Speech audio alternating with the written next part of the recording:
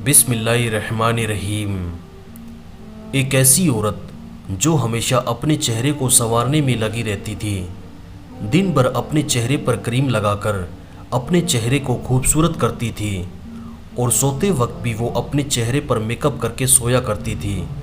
अपने होठों पर लाली लगाकर और अपनी आंखों पर मेकअप की पॉलिश लगाकर गैर मर्दों के सामने अपने जिस्म की नुमाइश करती थी और अपने दिल में सोचती थी कि मैं दुनिया की सबसे खूबसूरत लड़की हूँ।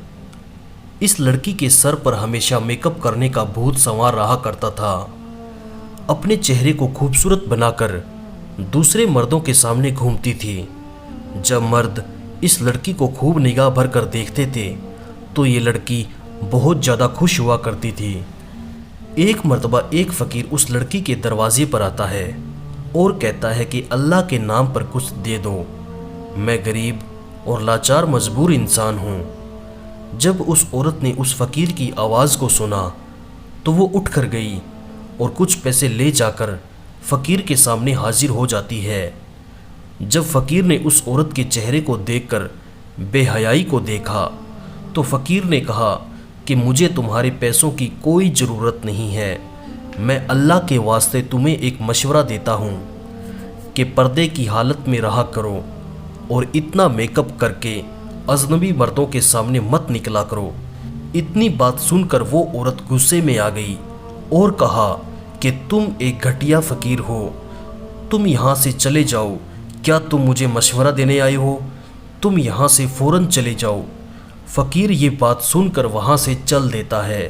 फ़कीर कहता है कि मरने के बाद तेरा बहुत बुरा अंजाम होगा, जल्दी संभल जा, जल्दी संभल जा। कुछ दिन बाद उस लड़की का इंतकाल हो जाता है। चंद दिनों के बाद उस गांव में रहने वाली एक परहेजगार औरत ने उसे ख्वाब में देखा। उस लड़की के हालात को देखकर वो औरत घबरा गई। जब सुबह हुई तो उस नेक औरत ने लोगों के सामने ये बात रखी कि मैंने फला औरत को अपने ख्वाब में देखा, जो औरत बेपर्दा रहा करती थी और मेकअप लगाकर लोगों के सामने जाया करती थी। मैंने देखा कि अल्लाह ने उस औरत के होठों को काट दिया है, जिन होठों पर वो पॉलिश लगाया करती थी, और उन आंखों को भी निकाल दिया गया है जिन आंखों में वो मेकअप लगाया करती थी। अल्लाह ताला ने उसके नाखूनों को भी खींच लिया है, जिन नाखूनों में वो पॉलिश लगाया करती थी, और अल्लाह ताला ने उस औरत की कब्र में सांपों को छोड़ दिया है।